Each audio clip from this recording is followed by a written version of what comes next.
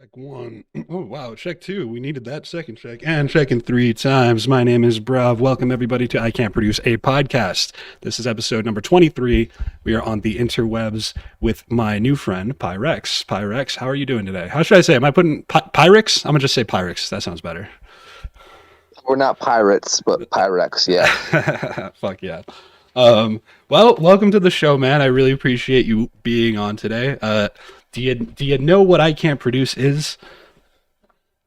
I'm guessing it's a network that helps with production, That is, like Ableton specifically, or any kind of production. yeah, we end up doing mostly Ableton, but we don't really discriminate. I think everybody that just kind of finds me has kind of just been starting there. But yeah, I use Ableton, so that becomes a lot of the focus. But yeah, I Can't Produce is just a little community and stuff. So I heard your music. Oh yeah, so a little background for the audience here. I was going through my 2022 Wrapped on SoundCloud because I love hearing. I mean, that's just one of my favorite things on SoundCloud, and Pyrex came up. His unreleased 30-minute mix. I just really loved, and I had that shit on repeat earlier, like 3 months ago when it came out. Was going through my list of people I wanted to potentially interview, and this man was nice enough to come on. So um, that's an awesome mix, dude. When are some of those songs potentially going to come out? Hopefully, like in the next month. I Really? just actually sent out an EP for mastering to one of my friends, Ovoid, who's gonna be master. He mastered the last album I had too. But so six of those songs will be on that EP. It's like a 35-minute EP. And then after that, I have another lo-fi EP that I plan on releasing. Not going to be as electronic, more of like a hip hop vibe, like lo-fi, feel good. Help out with like obviously Spotify plays too because that's really hot right now. And then after that, I have another EP that I'm working on currently. Maybe some singles too, and a collab EP with my buddy Parrot, who I toured with 3 times. Oh, sick. Where do you guys tour? We toured, we just like small tours, we hit like the Northeast, and then we went out to Colorado. Our first tour, that was only like a 7 show tour, and then the next one just kept growing. We went to the West Coast. We like went all the way from Seattle down to LA twice in like 2 years. That was a lot of fun. We played some festivals, like we played Serenity. That was a blast. We had to play Wormhole. That was a blast. Yeah, there's a lot of good shows, a lot of fun. Arcada is always a blast to play there. Is that a venue? Arcata is it's a town right on the coast of California, Northern California. It's like right in the Emerald Triangle right there. Like I think everybody there pretty much either grows or trims weed, pretty much. Yeah. Just boonies and NorCal's all weed, basically. Yeah, it's a cool community though. Like they outlawed like major companies, like corporate companies. It has to be all like smaller companies and family owned stuff. So that's cool. Okay. But always a fun place to play. Just everywhere on the West Coast is always a blast. I feel like people really support out there. The East Coast, I feel like, is starting to get to that kind of vibe. Like the East Coast is very, like, they're a little bit farther behind. So they were like very into this super heavy, like, all that rhythm stuff. Like, and they were really big on that for the last few years. But I think in the last year or two, things are starting to switch where people are appreciating music that's a lot chiller now and more vibey and stuff that has a little bit more melody to it than just like womps and big drums. Yeah, definitely. The vibes between the coasts are definitely different. I feel like part of that could have to do with West Coast people tend to just want to chill a little bit more than a lot of the East Coast people that I know. I'm not really sure. Like, the whole stereotype, like East Coast people like just walk faster. Yeah, we move fast. We're very Yeah. fast people. You don't wait in traffic. Like, you go, you have a chance to go, you're going. That's why there's so many accidents. You know what I mean? Yeah.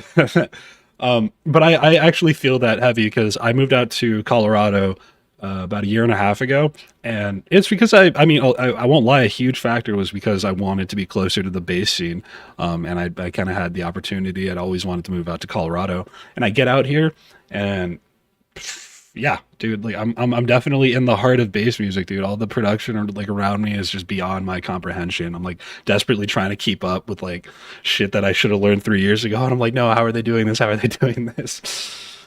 Um, Oh, for sure, man. And I feel like people like, people are always making it feel like that. There's producers I'm discovering like all the time that's like, oh my God, like how are they making this music? It seems so clean, and usually these people don't even have many followers. They're people that are just hitting the game now and they're just figuring this stuff out like just like right off the bat. And like for me, it took me a few years, but also there's a lot more lessons and tutorial videos than there were a while back. So The structure is so much better too. When I was first starting to learn, and I've mentioned this before, like the quality of videos weren't bad, but they were so repetitive. Like you'd watch at least 5 years ago. I felt like I couldn't really learn too much on YouTube without unlearning it and relearning it in the same fucking day. yeah, dude, yeah, for sure. So yeah, no, the structure.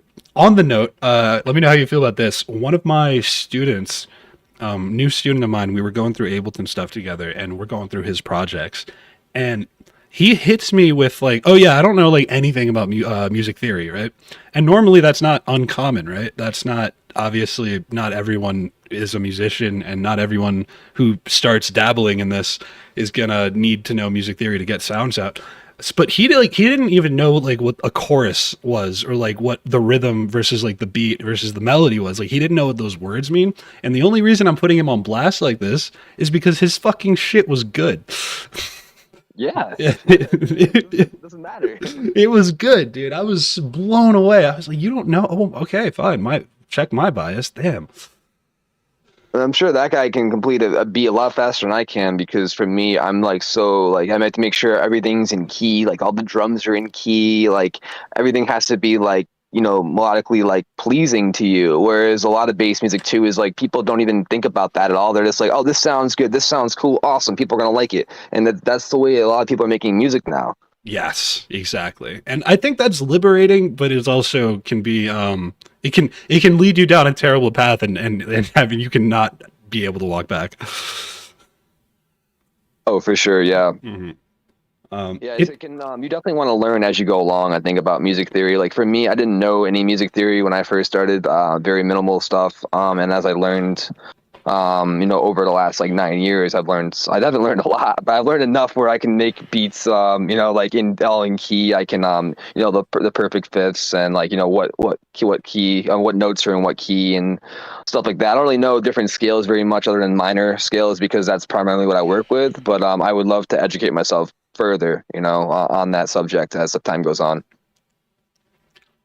Speaking of educating, I'm a big. I think people in my community would agree with me. I'm very curious on what the process of booking a tour kind of looks like nowadays, because I'm definitely more on the teaching side of things. I DJ, but I've never been on tour.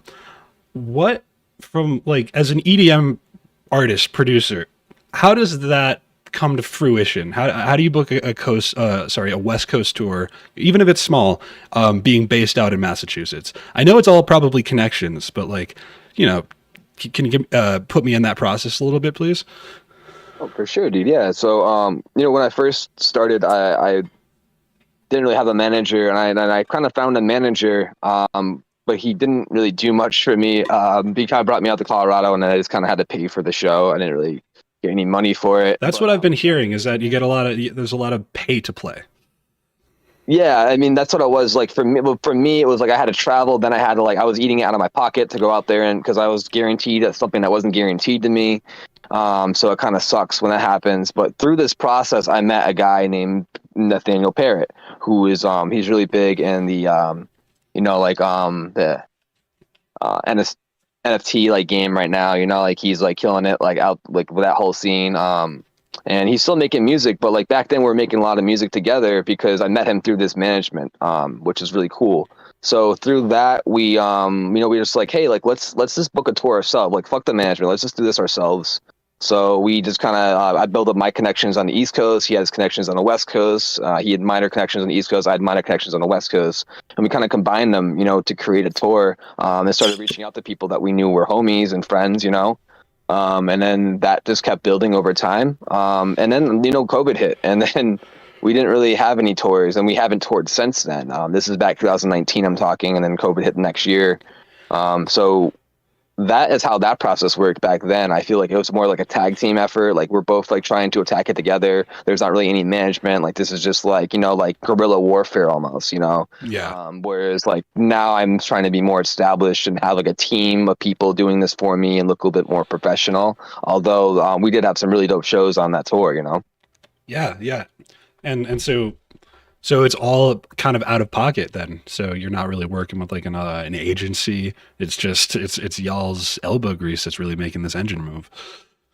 Yeah, in the beginning, it was mostly like it was like that. It was just us. We made all, there was no booking fees or anything either. It was just all the money was going to us. But Yeah. also, we didn't really know properly how to like present ourselves. I feel like some of the bookings we could have got more for, and then we didn't have to eat out of our pocket as much Mm. because of most of these tours in the beginning. I was pretty much breaking even or losing money. Yeah, yeah. What happens? It feels like the norm, and that's a little bit of the industry code that I've been trying to crack recently because the my gripe, and I've worked in venues as a techie. I've played in venues. I've worked in many roles in venues, but I've never toured. But the things that I've seen that kind of bother me, tweak me, if you will, are they don't like all the venues that I've ever been to, unless they're small, like super small, they don't care about promotion. They've made it and established it to the point where they're not paying their fucking mortgage anymore. I'm pretty sure they know who's owning the building next. They're so profitable because of how much property value has gone up that they don't spend any time promoting or looking for good artists anymore. And they've now accepted, okay, y'all can pay us for the space. And that value system seems so backwards to me. I don't know how any starting artist is supposed to make it through that. Yeah, if we're talking from an artist standpoint, that's really hard to do. I feel like that's more like a production company kind of like effort to like try and rent out a venue and then book people. You could book just through a venue, or you can book through like a production company, and then they can book the venue for you and put together the whole show. But sometimes when you're booking the venue, you're putting in all that effort as well too. You're just yourself. Right, and that's what's interesting to me. Cost. So I mean, we don't need to talk about how like unfair maybe I think it is. It's just I feel like it's draining for the musician to not only like, of course you can get someone to book and promote your stuff, but I feel like the only way to get a gig and actually have that gig go well is to do 5 tasks, and the last one on that list is putting on the show. Yeah. Well, obviously, promoting is really big for the show. Making sure people get there because, like, there's this. For instance, there's this post going on Facebook right now. I think have you seen it yet? I'm not really on Facebook, but tell me what's up. So there's this post. Let me read it for you real quick. Okay, I'm in. Story time, fellas.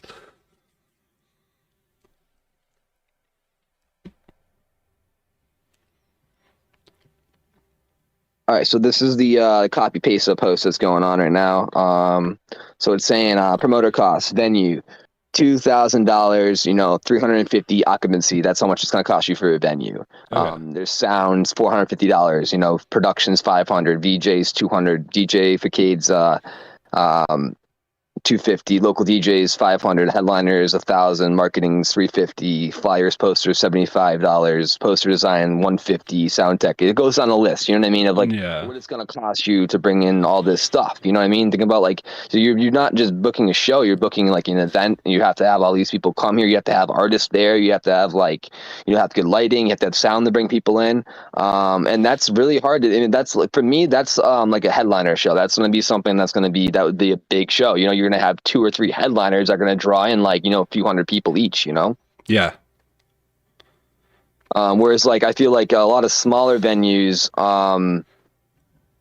it's not as bad. You know what I mean? Like we're working with a little bit smaller venues because we aren't super big like that yet. So the smaller venues we're working with is more like, hey, they're giving us like a door deal. You know what I mean? It's like, Yeah. hey, like people come to this venue, you know what I mean? So we're gonna make money anyways, but also like let's also promote it. And then they'll give us like a percentage of the door. And oftentimes these venues lately have been very, very nice with that, and because they're gonna make money in the bar. So they give you 100% of the door. And then Oh, you can okay. Yeah. create your own show for that, you know? And Yeah. that's a route that I like to go. So far it has been working out for us, but also like you have to put in a little bit of legwork, you know what I mean? You have to build the lineup, and you also have to promote it yourself too. Yes. Yeah. Good distinction actually. I did throw on a show, or I didn't throw on a show. The band I'm managing played a show, and we had a deal like that with the venue. Um, that's There you okay. go. It went really well. As far as money, like we profited. They didn't give us 100% of sales. We also have a terrible booker. Sorry, you know who you are. Uh, and so yeah, and because of that, we did not really get the best deal. But the show went really well. Like we sold out the house. It was nice. Oh, that's amazing, dude. That's Yeah. awesome. Um, Yeah, so like those shows go well, you know what I mean, a lot of times. You know, you don't have to have this like this super like you know like super expensive show. You know what I mean? That is there are shows like that, but those shows also like the person who's opening has like 20,000 followers, you know what I mean? right. Yeah. And that's I think the problem that not the problem my I got a little jealous because I think I started seeing a shift in the community where a lot like I said I've been working in venue or not I've been working in venues for about 5-6 years, and in that time I think I just saw, especially when COVID hit and the second people's purses got fucking tight, no support for local art.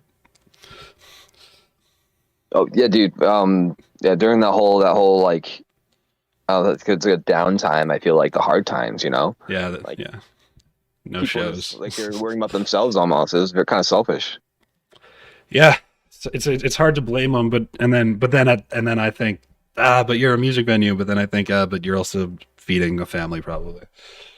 Yeah, and music Yeah. venues took a big hit during that time. A lot of them closed, you know. And it's kind of cool that they're coming back full force right now. I feel like music is better than it ever has been, and people are the shows before COVID for me and after COVID. Like all the shows after COVID have at least like 100 people there, whereas before COVID there was like we're lucky we have 50 people sometimes. You know.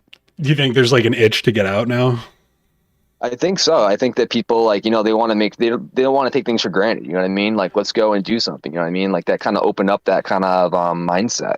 Like, we're just sitting here, like, we're just wasting away. And then we had everything taken from us. And like, that was awful. And people were going crazy probably from that. Because that's their escape. That's when they go to heal is go to a show, Yeah. So I think that they're this knowing that they need that more in their lives more than ever because of the hard times as well. Yeah, I was just at a smoke shop like 6 months ago, and just talking to the clerk because I don't know, he saw some fucking pashmina I was wearing, so we're like talking about festivals and whatnot, and we kind of get to like it strikes me, it dawns on me, I was like, like my first festival was when I was 18, right? Like it happened that way, and it kind of steered a lot of my life, like what I wanted to do with my life. I mean, this is what I'm doing now, and I started thinking, dude, for like 2 years, that was like deprived of anybody who wanted to do that. I was like, if I didn't go to that festival, or if I wanted to go to my first festival when COVID happened, like that, oh man, there goes my podcast. When an unspecified virus of unknown origin came to the world, that's really just when I thought, holy shit, like there's going to be so many people out here who may never find this passion in that way. Yeah, dude. So can you just repeat that real quick, man? Because I think I got a little like cut off for a second. Oh, you're fine. You're fine. I was just saying, during the hard times, one of the bigger things for me was, yeah, people weren't going there to heal, and people weren't discovering festivals. Like the scene wasn't growing.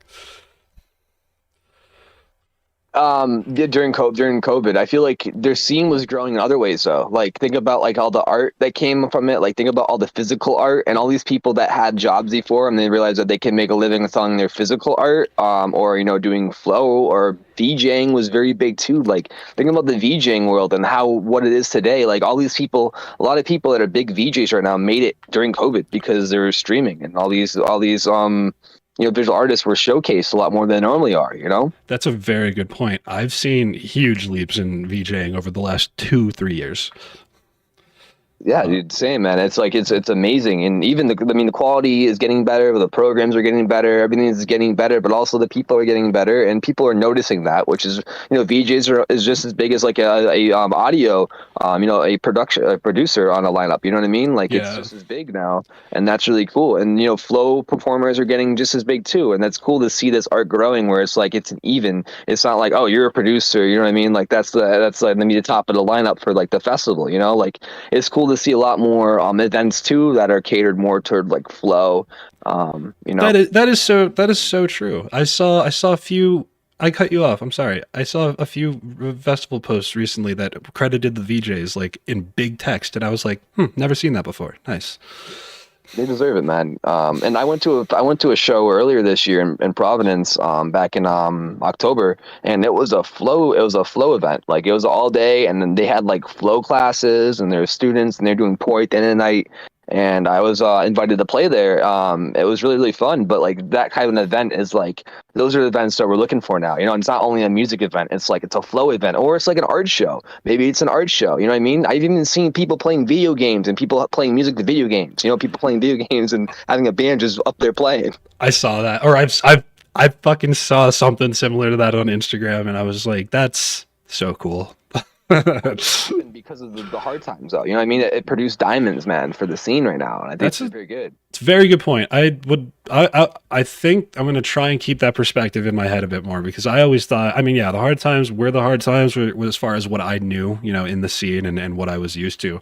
Um, and then, yeah, I was going to ask, like, did you ever dabble in streaming? Because that was a thing that for hard times, my brain kind of geared towards streaming, and I got better at visuals too because of that. But not visuals aren't my main thing. Have you ever tried any streaming things or streaming events? Yeah, dude. Actually, during COVID, I developed a whole streaming event. We were let me go to it real quick on my Facebook so I can talk about it. Cool.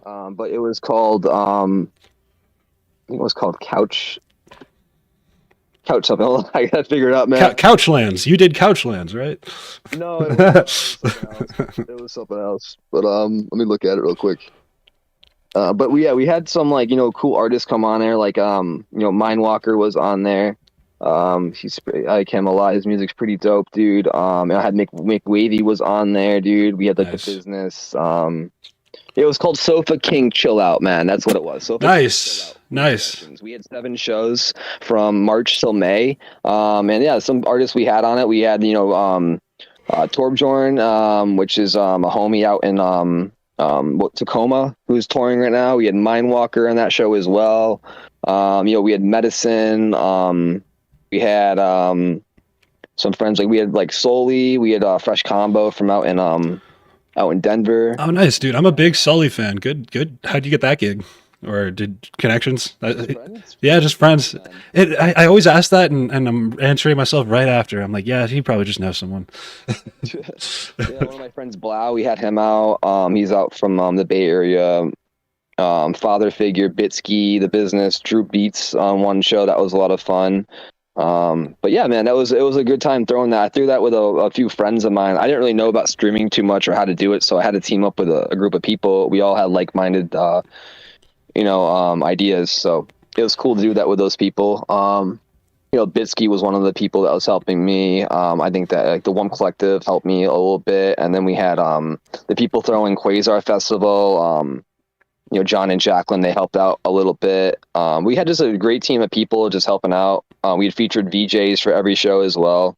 It was a blast. So that was a lot of fun. We didn't have any crazy amount of viewers, but it was just it was fun doing it and putting it on and watching it happen. Just like any other show that you put on. Yeah, you gotta at the end of the day, you gotta do it because you want to. Yeah, man, Yeah. exactly. We wanted to do that. We were making no money on this at all. Like we would pay my people to do this stuff if we had to. But it was more so just for the community and to grow the community. Yeah. Well, that sounds Keep that alive during the hard times. that sounds like a really cool event. And it sounds like that event has potential to reach its goal, man. Like I was watching plenty of streams during the hard times. Couchlands I only watched for about 5 minutes, but there were a lot of other few like smaller projects that I had been into streaming before Hard Times. Like I remember I was trying to figure this shit out, but the technology, I'm not going to say it wasn't there. It was just me by myself and I couldn't stream Ableton.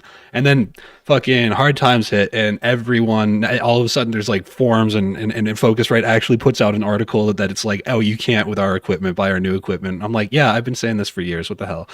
Streaming is not simple. Dude, maybe that's why my Focusrite didn't work for streaming either. Every fu- I couldn't do live streams. I had to like do recorded streams and then post them. Yep, it's a Focusrite shit, dude. Like so yeah, I just like kind of abandoned Focusrite after that. I still love my Focusrite 6i6. I'm not. I just lied to you. I'm literally using a 8i something right now. I mean, it's a really good cheap. It's not cheap. It's really good, well made, but it's a very price, affordable. Yeah, yeah. Like one thing this was when I knew I was actually making gains in the music production world. I was recording a show, and I was with another audio engineer, and I was using my Focusrite to record my band, and I was just getting stereo from whatever was coming out of the PAs, and this other audio engineer listens to it, and he goes, "Oh man, the drums sound a bit like they're just too crunchy." And I'm like, "I can barely hear it, but I guess I kind of feel what he's saying." And he goes, "Fucking Focusrite." I'm like, What do you mean? Why are you shitting on my Focusrite?" He goes, I can never fucking record anything without it sounding bad on a Focusrite." I'm like, "Wow, okay." They do a really good branding job, man. I was not hip. Oh, I recorded all my instruments on my Focusrite. We recorded trumpet. We recorded harp. I recorded Wurlitzer. I recorded a lot of instruments on my Focusrite for the last album and the new album, and it's still it all worked out pretty well. I think I'm not trying to dig on Focusrite because again, I'm literally using it right now, and I'll accept a sponsorship at any time. It's I think what he made me hip to was kind of like a high level compression type thing. He was just like, like once you start thinking about the sound to an autistic degree, they're too crunchy. Yeah, Focusrite it has like an airy kind of sound to it too. I feel like sometimes it's like a little like granular, like kind of like hiss to it. No, that's how I feel. Yeah, I actually, kind of like it sometimes. it's part of your sound, right? Like this conversation does nothing if you're just like fucking trying to get bang out a track, bro. Like this is very high level bullshit. I don't know how to bang out a track. No, I'm just kidding. Like years though. Like for instance, me, I work on my tracks very long. Like the last EP took me 2 years to complete the whole thing. I started it during COVID. Mm-hmm.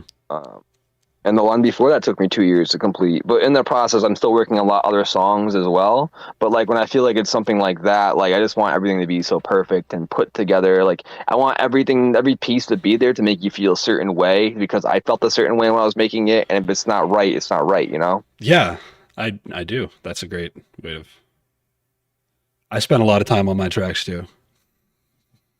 I feel like that's good, man. But for me, like that, I like doing that. Like I feel like people appreciate that too. I still have the stuff I can make, a little bit quicker. It just doesn't have as much soul and feeling to it. You know what I mean? Because it takes a lot of time to have that part of it for me. I completely agree. I think maybe we have similar styles.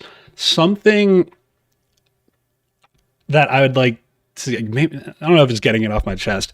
There seems to be a hustle and grind culture in the community where partly getting tracks out quickly and ideas out quickly is a good way to understand your DAW, and that's like one way that you can kind of gauge how well you know your system is how soon you can kind of like get a resemblance of a sound that you're looking for.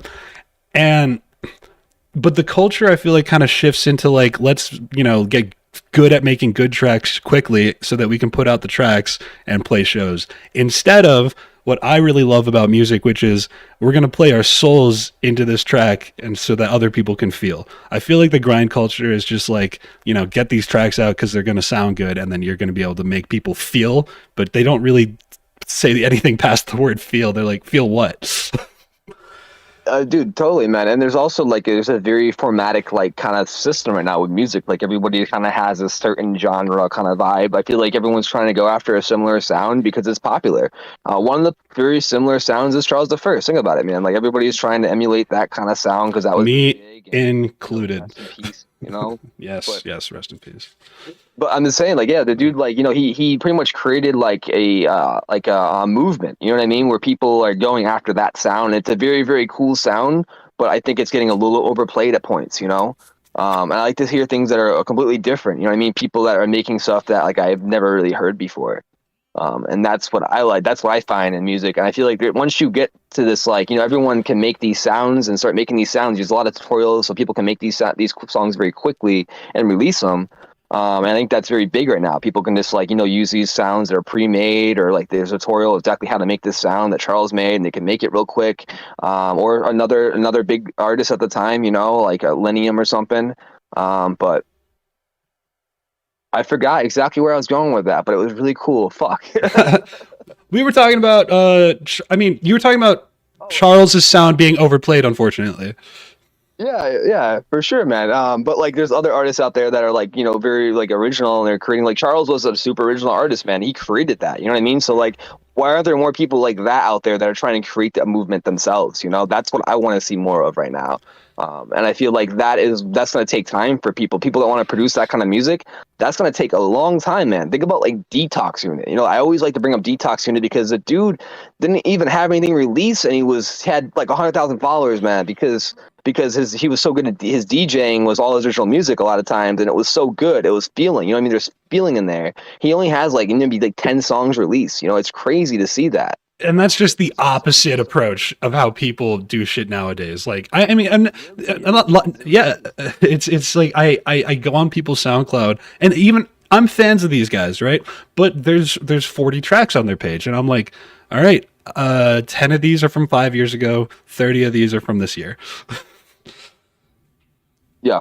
And it's like everyone's just trying to make music right now and get it out because if you get more releases out, more people are listening to you. You get more opportunities with more labels. It's all good to grind and release stuff, but I feel like it's taking away from that soul in the music scene a little bit. You know what I mean?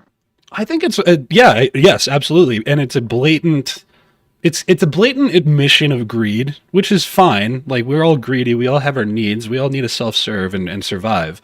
But when music is just pointless when it comes to that mentality, and I think I think right now it's just like there's a little bit of identity crisis where everyone's like, yeah, I'm a musician, where that used to be a fucking stigma, dog. Like I did not want to be a musician when I was a kid because of how much I thought my family and like society was gonna, just be like, oh, well, they just want to do drugs and play music. And now it's like I'm a producer, and people are thinking, oh, so you make tracks, you put them out as quickly as possible, and then people listen to those tracks because they don't know what to listen to, and then it's like, no, that's not. That's not the job. No, I'm not a DJ. I mean, like, you're a DJ. But no, I get what you're saying, man. Yeah, like that's like everyone just has a certain idea of what something is. But the same as I talk, like everyone's just like, for instance, forever people are like, oh, so you're a DJ? It's like, no, I'm a producer. Like I'm producing my music. I'm putting on performance with Ableton, with my music. You know what I mean? It's not like I'm just up there doing like spinning CDJs or something. It's a Yeah. little bit more complex. Like I'm not just a DJ. It's more of a musician at that point. But also there's sets where I'm just a DJ too, and I'm up there just spinning CDJs or like some decks or something. But I feel like even though you're at a DJ, you're still a producer at that point too, and people get those confused. As same thing with now, like you have this producer umbrella term, which means like, are you a musician? Are you a producer? Or are they both? Like, what the hell's going on? Yes. Yeah. I. It's like I said, identity crisis. Like I genuinely think I was talking with my roommate last night because I'm always talking about this shit, and we were just kind of we both have a general feeling of stagnation in the scene. By the way, I wouldn't lump you in that category because I listened to your stuff like while I was getting everything ready, and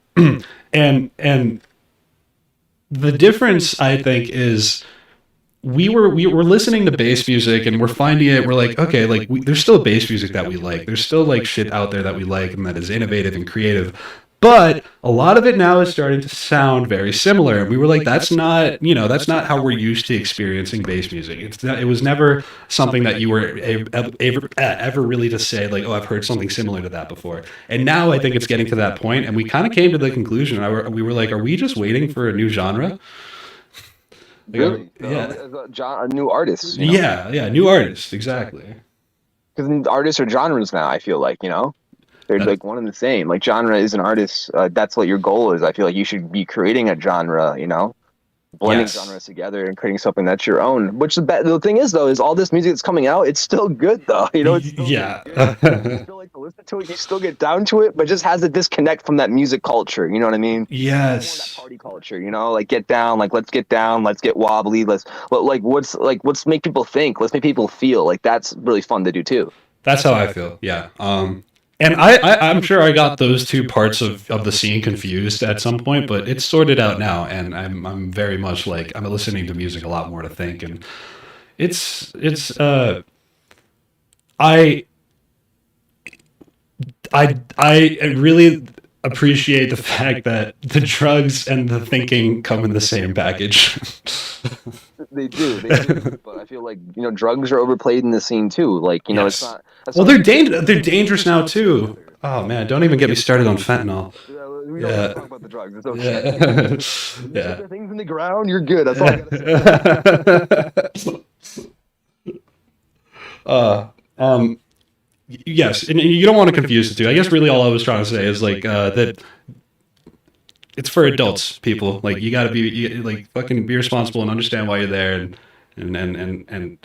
love it, dude. Like the thoughts are what got us here in the first place. The thinking. Yeah, then that's exactly the thought.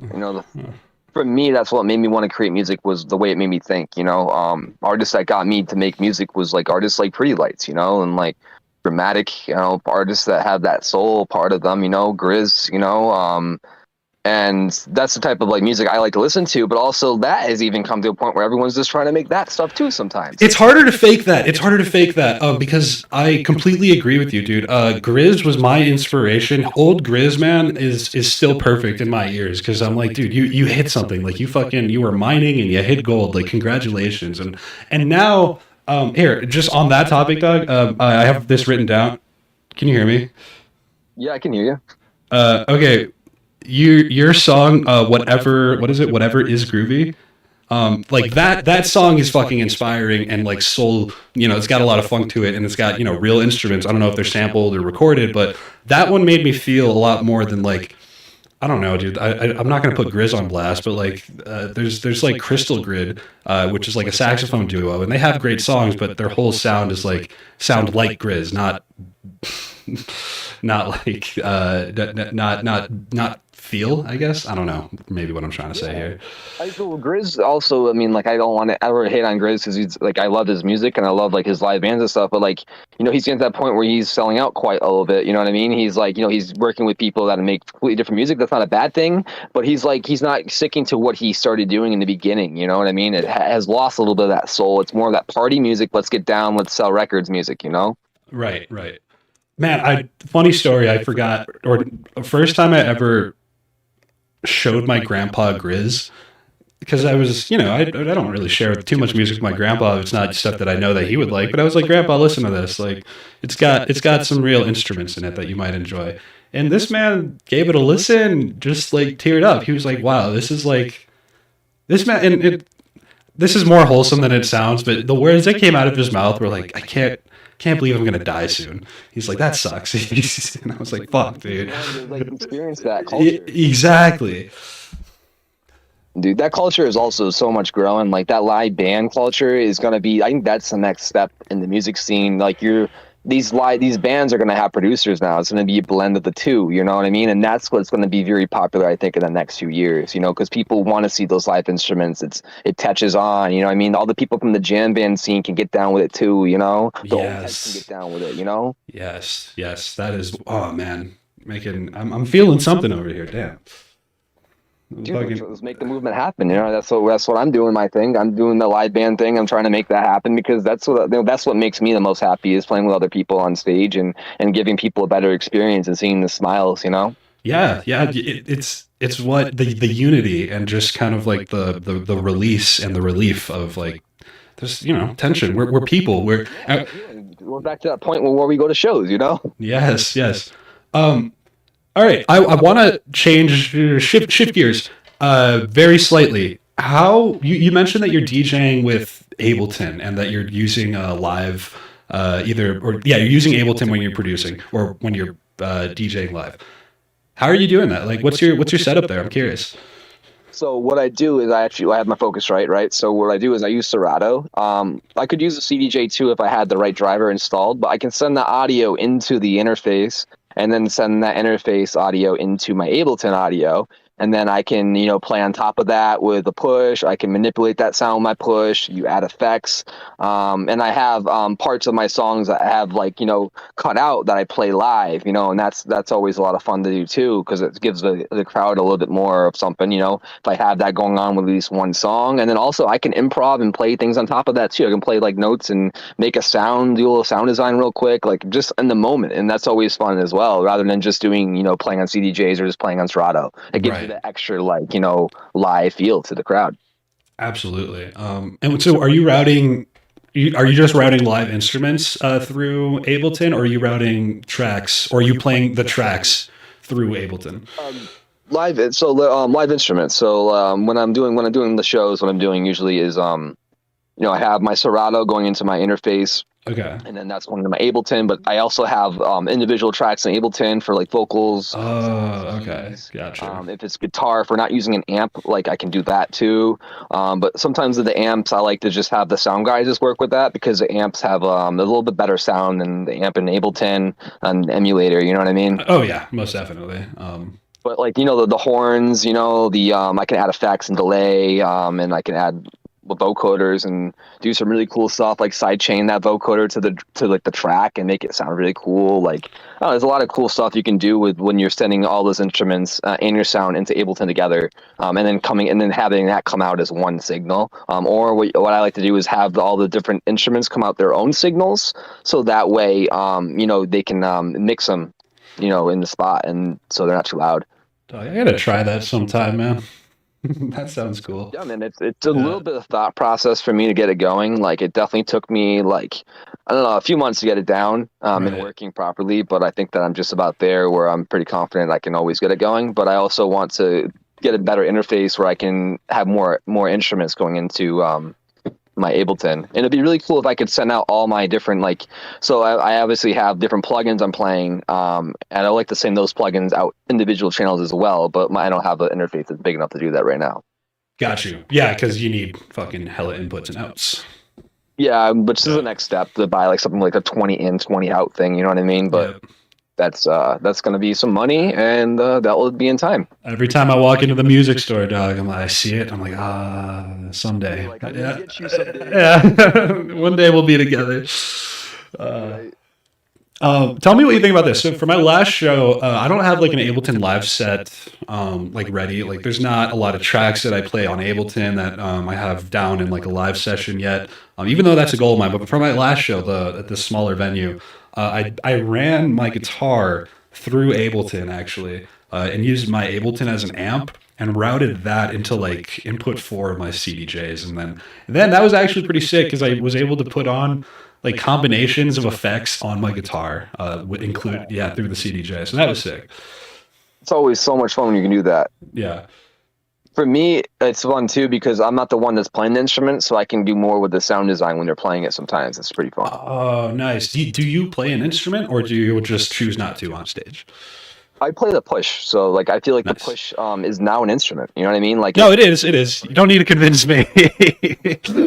people in bands use the push now. You know what I mean? Like it's a very popular instrument nowadays, and it's growing because you can do so much on it. But I like to use my push. I can MPC on it. I can also like hit the drum pad. But I usually like to just play melodies on it, man, with some plugins. That's always a lot of fun to join in with my band and do that. Yeah. Is your or so yeah, what is your role in the band live? I'm curious because you clearly have the electronic element, and if you're out there playing the push, are you kind of like the backbone, or are you some spice? Yeah, so it's pretty much the backbone. Like everyone else is the spice. You know what I mean? It's the Okay. project is Pyrex, and the people in the band really understand that, and they're like they want to add to it. You know what I mean? They don't want to take away from what Pyrex is. They want to add to it. So like what it's more like is like I'm a composer up there. You know what I mean? I'm composing everybody. I'm telling them when to stop, when to come in. Nice. Like when to turn on that energy, when to solo. Like we're all just communicating up there as a team, and I'm composing them. Like I'm their leader at that moment. You know, That's like beautiful. like a boss would be. Like a manager would be at a business. And that's how I feel when I'm up there, and everybody understands that, and they roll with it, and it goes really well. Dude, that's a beautiful statement. Yeah, it's I've always viewed EDM that I liked. I always saw it as like just like the craziest composition ever. Like I've always seen electronic music as a composition instead of just like a bunch of sounds going together, and like actually seeing composition like with like in like composing in the traditional sense, also mixed with like the fact that this entire thing is like three layers of composition is so cool. um It gives me goosebumps to talk about it and think about it sometimes. It's that, really, I think that's like what I like to see. That's what I saw with like Grizz, for instance. Like we are talking about Grizz again, but like his live band set at like Red Rocks, dude, is one of the most memorable sets I've ever had. I wasn't there, but I saw a stream of it, man, and that just hit me. Even watching the stream, I was definitely crying during it, dude. It was amazing for him to be able to do that and compose it too.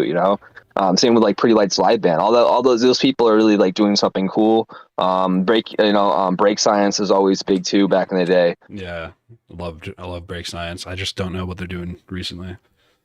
They're um all working their own projects. You know what I mean? Like Adam Deitch is really big with Lettuce right now, and Lettuce is just like I'd be honest with you, they're my favorite band right now. They're so good. I love Lettuce. I think I've seen them once or twice, but I just love their music. It's so clean too, man. It's just like everything's so smooth and so clean. That's what I'm going after. That's what I want to go after with my band. Is I want everything to be so smooth and clean. Like people stop on time, like knowing what to do when to come in. Like I want that to be a thing. I don't Yeah. want just to be like so improv and just like noodling. That's not the idea either. You know what I mean? There's some kind of like sense of formula here. Yeah, yeah, absolutely. Because noodling only gets you so far. Like, it's great as a concept, and it's also like impressive. Like, you can get there, and once, but it's only impressive, one, for so long, and two, once you kind of, it's gonna start to set in that there's not really a point. Yeah.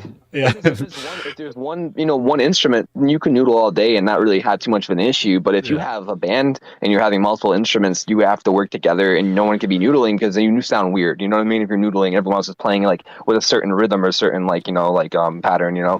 You instantly turn into a jazz band. You're Yeah, exactly. And sometimes Pyrex does turn into a jazz band, and I like that too. But I also like to have that formula. And to be honest with you, I didn't really have that until I started working with these two cats, Alex and Josh. And they really told me like, hey, like let's make this band like more like of a formula. Like we come in, we have set parts. We can still improv and have fun, but like we still have like set ideas of what we're gonna do. So it's not just like we're just up there going for a free for all. And that's how it was in the beginning. And Pyrex has now transformed into more like, hey, like we have set songs, we know what we're doing with these songs. We can, add a little spice here and there and switch it up. But like this, we have an idea.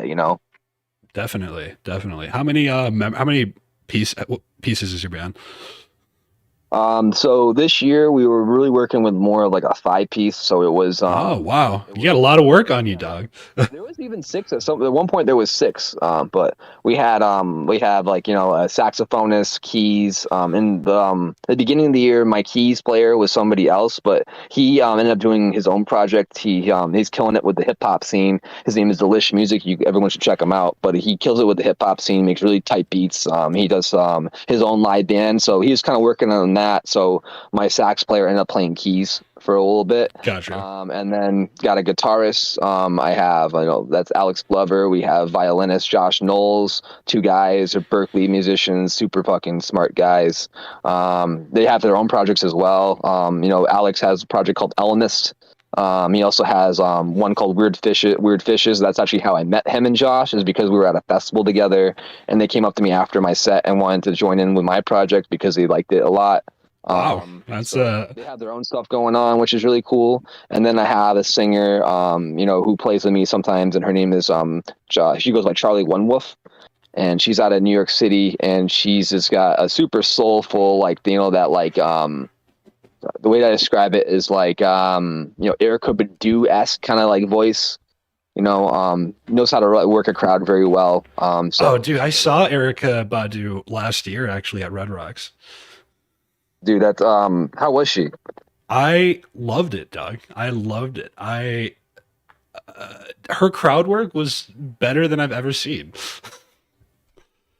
That's I've never seen Erica Badu, but I really want to. It was like she had. I'll just talk about it briefly. She had a very interesting visuals, which I thought was surprising because I was like, this is an R&B show. Like, I don't think anyone here actually cares about that. But they were, or obviously they want lights, but the visuals were like actually interesting and like kind of trippy, and so that was cool. And then she did like a few costume changes where normally I don't care about that because why would I? But she was able to keep the crowd work like through all of it. So like she would talk. Oh, this is I'm talking in circles. The coolest part about this was that her crowd work was it really rode the line between is this planned, because it would bleed into the song perfectly. Like she would like talk to the crowd and be like, y'all like this or that, and then somebody would shout something out like I don't know, like ice fucking, you're beautiful, and then she'll go on a story and she'll really make us feel like she's connecting with us, and all of a sudden she'll say one word and the band is coming in on cue. And I'm like, was she done with the story? And the band's like, no, we know what we're doing. And it was really awesome. That's you just gave me goosebumps just by telling me that story. Like that's what I'm looking for when I see a performance, something like that. You know what I mean? Something that's gonna be breathtaking and something you'll remember. Like that's what we need, like a lot more of that. And not saying that doesn't happen, but like there's this like obviously been this thing where people just throw a party. You know what I mean? You Yes. have to disconnect from that part of the music. And I'm sure we both have thoughts on this. EDM bass music, dude, it gets to in a lot of people's head. I don't know about how many people in the culture. It just gets seen as party music, and that's like the worst. I think like demotion of like what our music is. It started off as the party. I mean, that's not wrong because think about DJing was party music. That's what, DJ Kool Herc did. We started spinning James Brown records at parties, you know what I mean? And it became big, and that's what DJing started as. But like, Uh-huh. it's just transformed into so much more now, and like not everybody's a DJ. Some people are actually making, productions, what I mean? People are making like, melodic stuff too, and it's like, I don't know. It's like I'm definitely stuck in the middle still. Yeah. Well, I think it's really great that because I also have a feeling that if you're a musician now, like if you're just the best, if you're just a violinist, right? Like Dixon's violin is a violinist that I follow. I almost feel like there's so much pressure to just get into producing now, which is so interesting to me. Like that's it's just You're an instrumentalist. I'm sorry I cut you off, man. You can finish. I'm awful. no. I don't think there might have been a delay. I don't think you cut me off. Oh no, no worries. All right. But I'm just saying, like, like I think that everybody who's like needed to say an instrumentalist in any way, all those people are now searching for production because that's how you need to do it nowadays. You need to produce. A lot of times you need to produce yourself. You know what I mean? You can't just go to a nice studio and get it all recorded. Like that's not the way anymore. Like that's the way if you're loaded. But like most of the time, people are just making like a lot of people are making it just in their fucking basements. Just producing their own tracks. And that's what I think that the like solo musician instrumentalist kind of mindset should be more attacking. Is like well, how can I make this like a project and that's why I'm really proud of my violinist Josh Knowles in Pyrex because he has his own solo project and he's a violinist, man, and he has a violinist like production project and it's amazing. And like that, I want to see more and more of that. I think we're going to see more and more of that, and I think that's why production lessons are going to really go. They're going to be big this year because everybody wants to be doing that. Making projects for themselves, even if they just play guitar, or just play piano, or I they didn't just even. sing. Yeah, you're right. Because I used to think that the scene was going to grow to a degree where I was like, wow, everyone's going to want production lessons because everyone's going to be listening to bass and EDM because that's clearly because we're just 5 years ahead and what's it's going to be on the radio in 5 years. And sure enough, that's already happened at this point to a degree. And now I think you're right. The other side of that coin is there's just going to be people who need their music recorded, and they're going to do it themselves. Yeah, they're gonna. I'm sorry, man. I just got a text real quick from someone. I just had a message. Yeah, yeah. Do you think let me put in some filler. I'm good at this. Let me demonstrate my job, everyone. All right, so we got to take a small break from our guest, but that's okay because he'll be right back. Why don't we actually showcase some of the music that he sent me earlier today? So this one's called, we'll just call it ID. And the first one I thought was pretty interesting. If you were listening at the very beginning, we played him on with this another idea. Damn, I've got the names of the songs in front of me, but I don't know if he wants me to say them. So we're just going to play, he sent me three I might change the names. I don't really know. Oh, okay. If they're gonna change, then I'm just gonna call them IDs. They're fine. I'm gonna just play this one for now, and I'm gonna maybe react live to it. See what I think. Which one is this? This one. What's the name on the file? It ends with 2. Oh, okay. So it's family stuff. That one's definitely sticking with the name. All right. Family stuff. All right. Here's family stuff. I'm gonna react to it live. Do you need time for that text still? No, it was just one of my bandmates asking me about something real quick. Oh, okay. Get Frank a message, but we're all done now. I right. apologize for taking that second. Oh, don't worry about it. I just took it as an opportunity to see how well I could fill dead air. All right. Well, maybe we'll listen. We'll play that song at the end and maybe get a reaction, but that's fine. You can play it now. Whatever you want to do. Do what you want to do. This is my show. I do. How about this? I already started playing it. The audience, if they're listening, past, present, or future, already got a taste. So I'm gonna keep playing it. You're gonna get my thoughts live, and then maybe we'll talk about it a bit and lead to some more questions. How much time do you have, by the way? I don't think we established that. Till I get hungry. Nice. Okay. Good enough.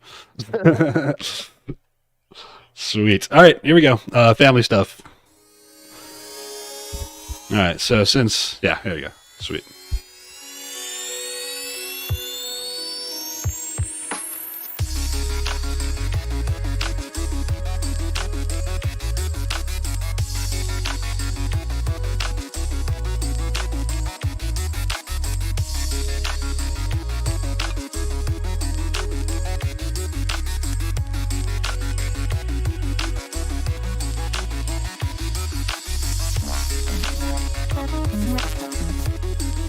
What does this remind me of?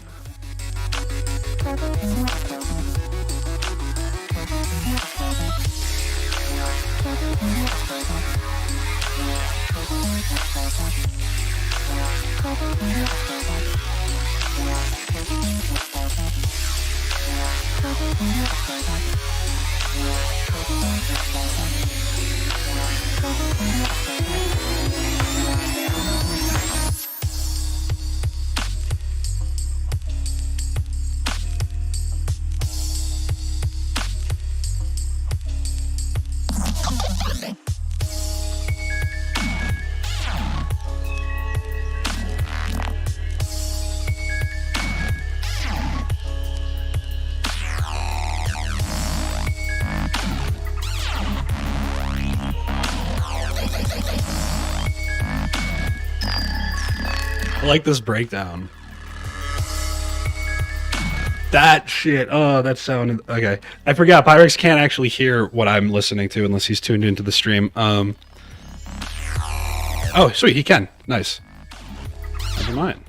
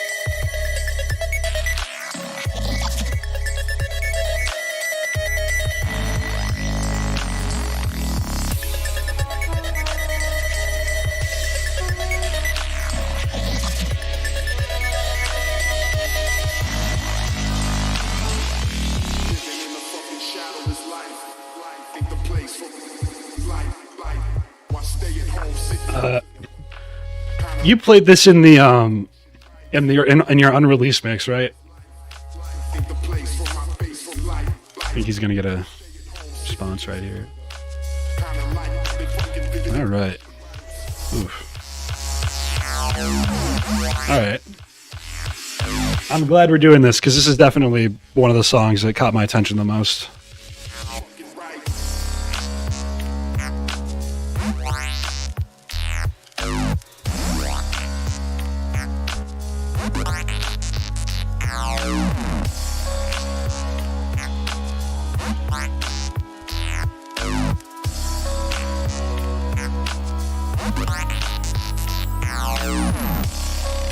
Okay, nice riffs. Whew. Dude, it's like it's like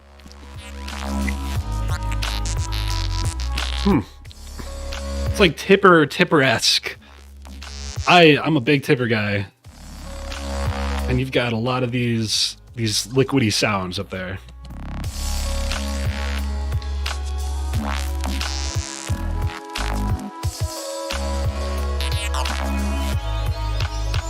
Yeah, totally.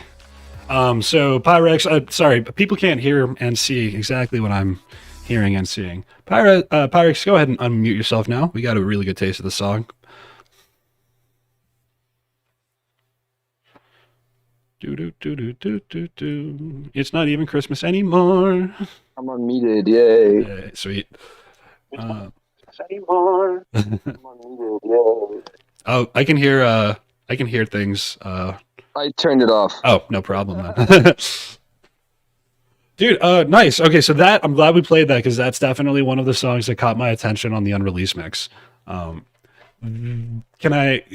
What was the inspiration behind that? Does the name imply just family stuff? Family stuff was like it's kind of had a little bit of drug term in there, unfortunately. So everyone was always like searching for like the family stuff at festivals for like acid. To be honest with you. Oh, interesting. I've never heard that term. Yeah, it's around here. Everyone's just like, it's a Grateful Dead family. It's like you have that family stuff. Like that's what I'm looking for, that family stuff. So like I was like, hey, this is that family stuff for those people. Okay. Yeah. Dude, okay. Well, it's definitely trippy. Like it's scratching all of those itches for me. As far as like getting me to think about, oh, where's the sound gonna go? And you kept the rhythm interesting. I like the sound design. Like this all is going to funnel into. Do you have like a favorite rack that you've made or a favorite plugin that you've been into recently? To be honest with you, a lot of my sound design is like I start off with Serum. I build the sound in Serum, and then afterwards I do a lot of post production effects in Ableton itself. So like in that and with those sounds, I use Ableton Gate a lot. I use vocoders a lot to get that liquidy kind of sound, that metallic-y liquidy sounds. I'm really big with my vocoders. And grain delay. I like using the grain delay. There's a spot there where you kind of like heard this sound almost transform into this like really soft, but like it kind of like bright, like melodic pad. I don't know what point of the song I can't like minute wise, but yeah, that was a grain delay. So like just adding little things like that after the sounds made in Serum. But I do make all my sounds in Serum as well. I don't like to use presets. I like to make my own. And that's what I've been doing for the last like 5 or 6 years, is trying to make my own sounds. Gotcha. That's why I try to like have an original sound. Like, I mean, I don't think my sounds sound quite like anybody else's. They do have like a little bit like a Tipper vibe at points, PL vibe at points, but also I feel like it's just kind of also my own sound because nobody has these sounds and I created them myself, Yeah. And that's really valuable. Because you might be able to build a career on, let's say, sample packs and presets, right? Let's say you can build whatever career you'd be happy with and you get Spotify streams. That's still clearly not your goal. Your goal is feel composition interesting, like stuff that's going to, make you think like, oh, that's fucking art. God damn it. that's the goal, man. Yeah. And also, like, the goal also is to help other people do that. You know, that's what I want. And so that's why I love teaching people, and I love letting people know, hey, how did that sound get made? And I can show those people how I did that. It's really cool when you have that extra like sound design kind of, and you're not just using presets. Like, a lot of people just use presets and make a song very quickly, do a little tweaks, but when you actually know and understand the plugin and what's going on with all the plugins, you can really teach people a lot better. I like to start. I don't like to use presets for my music, right? But That's awesome, man. I do like to I do like to start a lot of my sound design sessions from presets, and then I'll do major tweaks. And the reason that helps me is because I've learned so much about every plugin that I do that with, where I just like take apart like this really, really complicated preset that is an awesome sound, or a really simple one where I'm just like, oh, nice. Guess that's never been a mystery. Cool.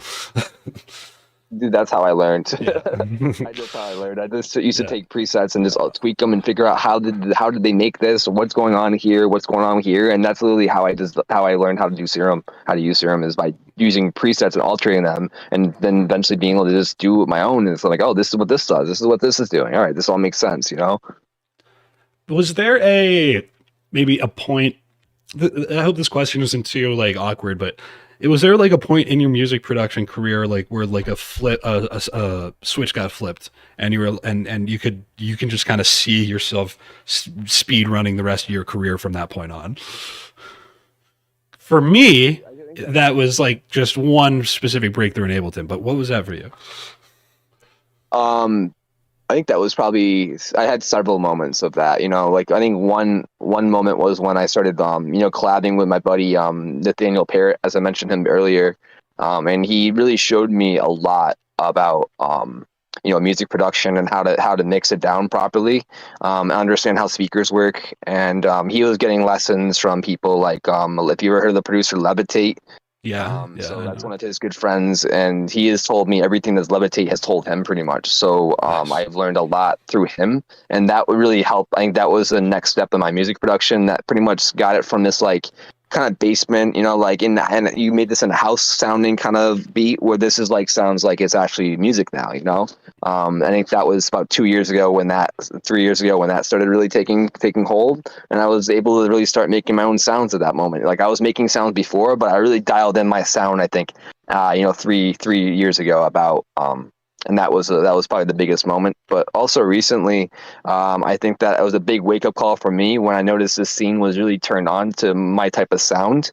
Whereas before, I didn't really get the love because my music wasn't just dubstep or heavy stuff, heavy sounds and repetitiveness.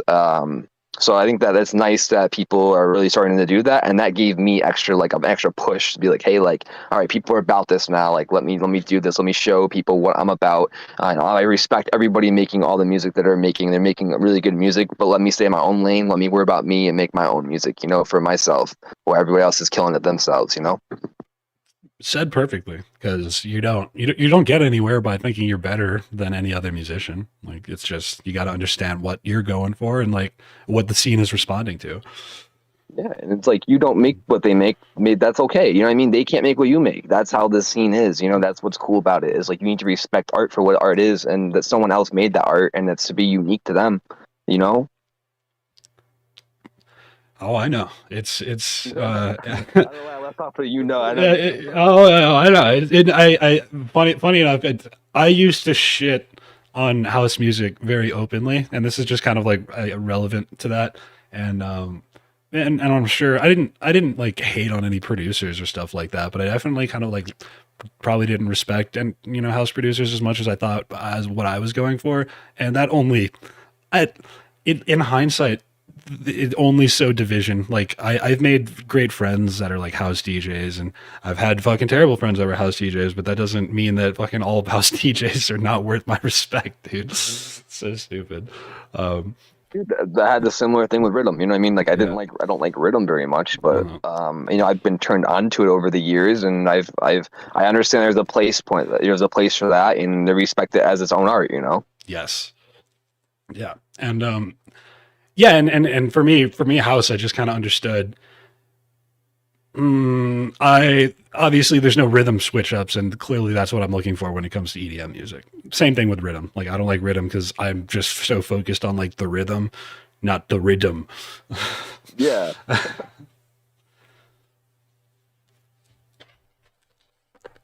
I do have a few questions here if you want to just kind of speed run. Yeah, for sure, man. Cool. Because like I said, I'm a fan, and I just like learning about what other bass producers in the scene are going through. So we already talked about inspirations. How long have you been producing? Do you think? So I started producing. I was like about 21 years old. I'm 30 now, so it's about 9 years ago. Might even started a little bit before that, but I was a rapper, Uh huh. and I was when I started rapping when I was 18 years old. I was actually performing as a rapper at a few shows, and I kind of wanted to make my own beats.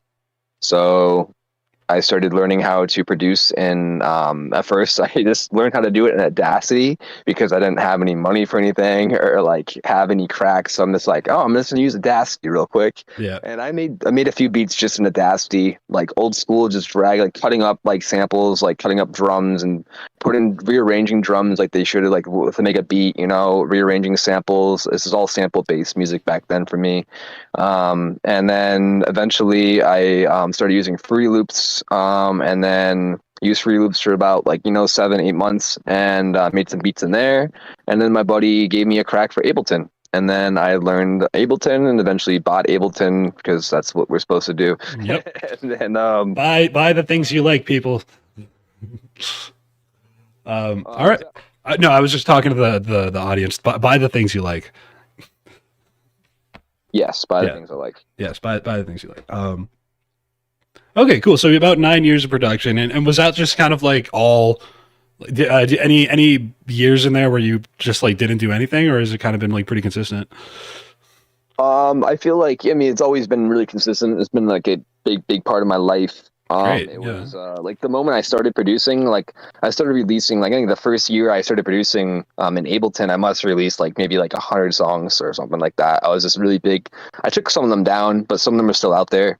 But like, yeah, I was really just big into this doing that, and that was my life. I went to college at that moment, and literally all I did in my life was I went to college, I went to work, and I came home and worked on music. I didn't even do college homework because for me, school was always a little kind of easy for me. So like, I didn't really do homework because I'm like, hey, I can have more free time to do what I want to do and just ace all the tests. Yeah. You can just go to the test, and just if you can do that, So I was that's a okay with getting strat. B's in college. You know what I mean? I don't need Yeah. fucking A's. So like no one cares. So like I was okay with that. So it gave me time to make work on my music. So I'd go home and I wouldn't do my homework. I would work on music and I go back to school and ace the test because I have a brain that can do that.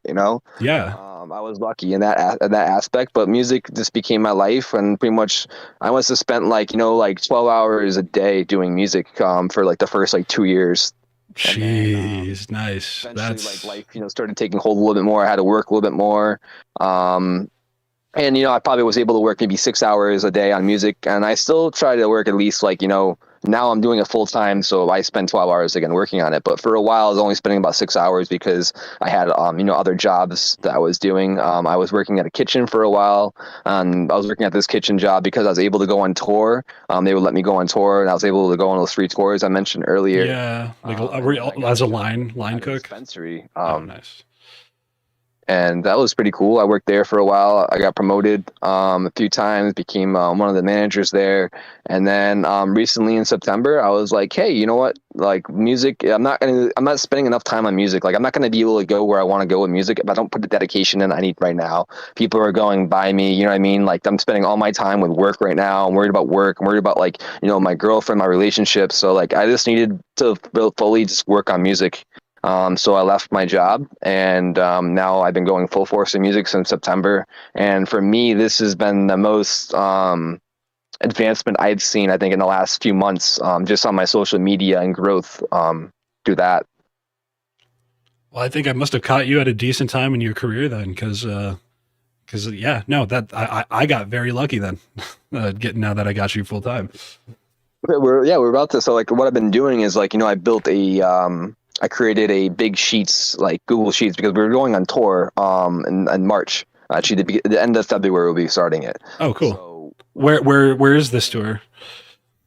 so we're starting at Winter Wake Up, which is a festival in a hotel, which is in Sturbridge, Mass. Um, some artists that are on there, like let's just look it up real quick.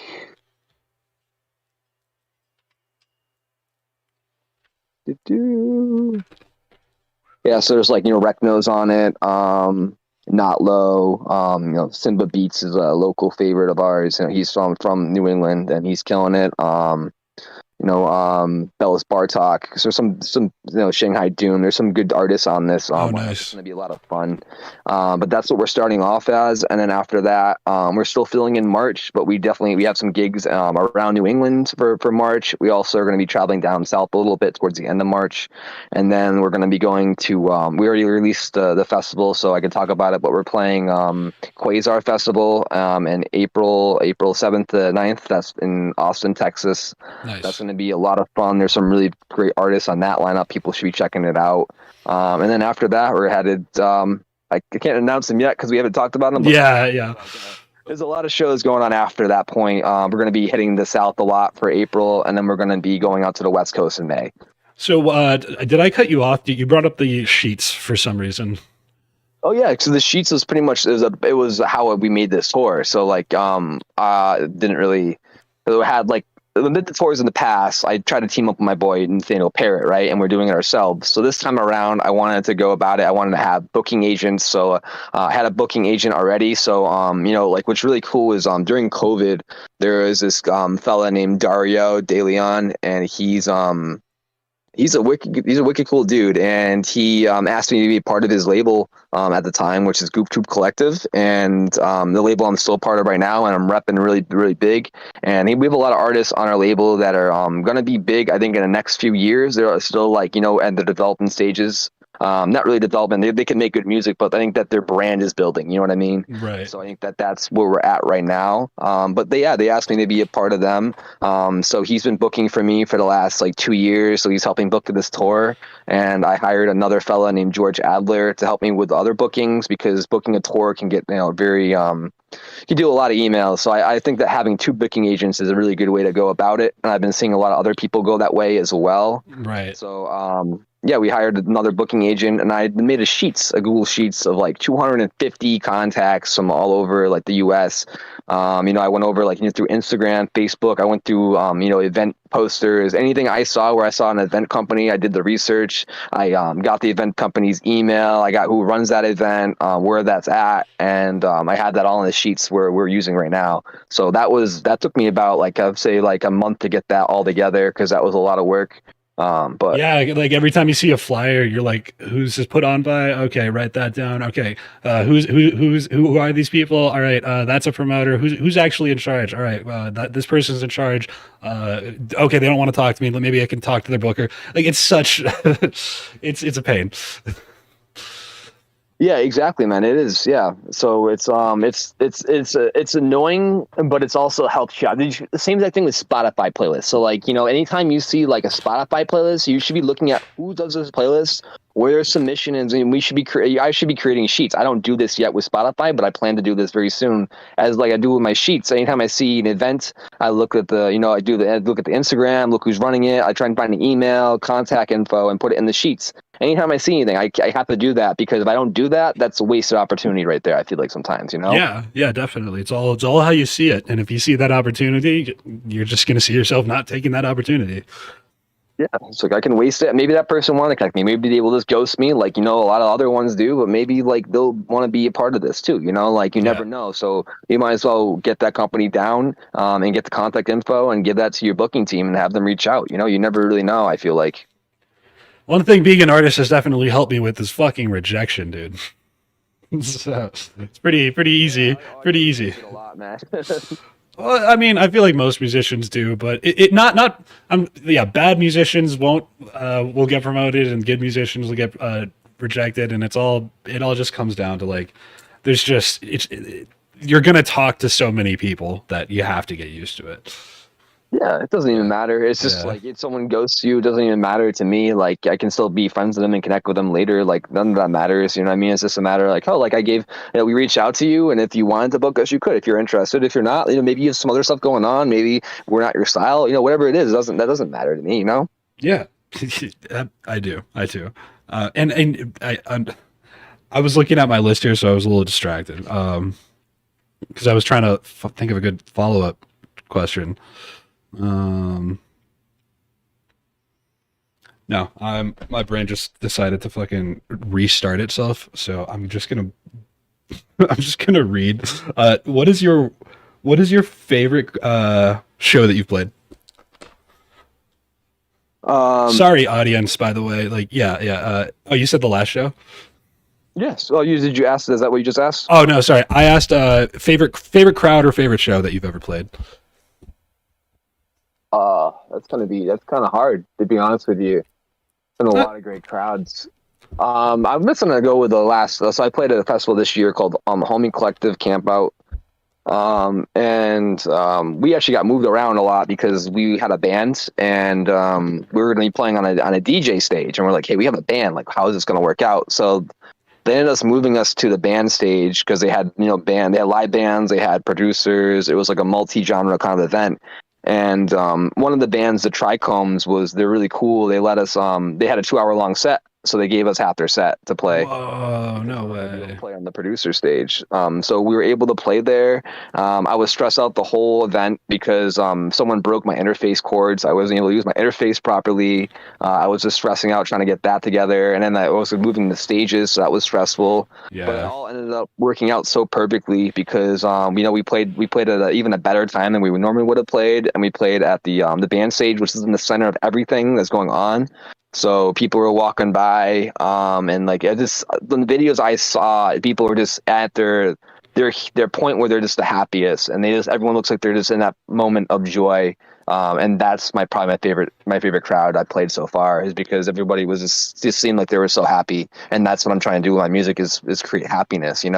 My music can be dark at times, and it can have this dark, confident vibe, but in the end, that dark, confident vibe is supposed to bring you joy because you know that you've had dark shit happen to you, but you made it through that, and you need to be proud of that. You know? Yes, and I completely feel the same way. Like you got to go dark. You got to go deep. And when you go deep, it tends to get dark. Yeah, you gotta like come out the other end like as a diamond. You know what I mean? Like we talked about before. Yes, hard times make diamonds. Um, Hard times make diamonds, man. do you have a contrary to that? I'm just curious. The question I have here is, do you have a least favorite SoundCloud release? Probably. Yeah, it might even be the one that you mentioned earlier. Which one was that? The The groove. This is groovy. Oh, yeah, whatever's groovy. yeah, whatever is groovy. Oh, that's funny. Actually, I just saved it to my library. Yeah, no, so like I have a lot of songs out there that I'm not completely like happy with because of the mix down isn't really quite there. You know what I mean? Which Yeah. is pretty much why I don't like a lot of my songs is because the mix down wasn't there. Uh-huh. Um, and that one I made recently, and I feel like I could have made the mix down a lot harder. But like you said, there was a lot of live instruments. All those were samples, so I had to like kind of EQ them in a way to get rid of drums and get rid of sounds in them. Oh, I can see So that. it wasn't easy to mix down, you know what I mean? Like a lot of like even like that's why I'm so blown away by like the PL stuff that he made because he took all those samples and he was able to mix them down, EQ them, and compress them in ways where they came out like they weren't in a song. You know what I mean? They weren't already part of a sample song. Yeah, yeah. Pretty Lights was. I remember the first time I ever heard Pretty Lights, I hated it. I was like 14 or something like that, and I was like, This isn't music. This is ridiculous." And then after I think 2 years later, I started coming around. And then in college, I was really into. Did you were you ever a fan of his radio show? I listened to it a few times. I was a big fan, so I was really disappointed when he I think he stopped it for whatever personal reasons, but yeah, he had a radio show and he would post them on SoundCloud, and I used to discover Grizz did this too. They would put artists like on their radio show, and I would discover new artists that way. I'm pretty sure I discovered Minnesota because of Grizz put him on his radio show, and both of Different episodes, right? yeah, and they'd have different episodes. And for Pretty Lights, I'm pretty sure he would do the first 30 minutes and then like give the rest of it to his guest or something like that. I remember. Yeah, I remember this going up on SoundCloud a lot too, and YouTube. I don't remember I wasn't on YouTube at the time, but yeah, dude. On YouTube. I don't know. I'm not trying to call you out or anything. I don't care. I'm just telling you what I remember. But I was really just SoundCloud for sure. You know what I mean? But I know he did have a YouTube channel. You know what I mean? And I'm sure it was. why don't we do some sleuthing? PLM. What was the last episode? PLM movement. And I just like there's so many artists that I discovered from these guys, and I think that what I was trying to say is these guys stopped discovering new artists for me, and I was like, all right, I guess there's a space for me to do this now. So they were kind of inspirations for me to do what I'm doing now. Dude, same, and that's how I fell in love with a lot of artists too, is through them and through Phyllis Records, and like late night radio was always big to me because he was like coming out at the same time PL was coming out, like opening for him, so always resonated with me a lot too, you know. But also, I can confirm that it's not on YouTube. It is on SoundCloud. Oh, okay. And they all premiered on Sirius XM, I think, which was pretty cool. Oh, right, got you. Yeah. It's funny. He has everything here on YouTube except for that. That's funny as fuck. Let me look at his YouTube right now. I've never even glanced at his YouTube. He has like everything on here except for that. Or is this it right here? Let me Oh see. no, this isn't it. He just called the playlist the hot shit. Is he like okay? I don't know what happened to him. I know. I think he had something going on with addiction. Like, is he back yet? Or is he back? I heard that he was gone and that he like dropped out of a few festivals when I was going because like personal stuff, and I thought he stopped making music for a minute.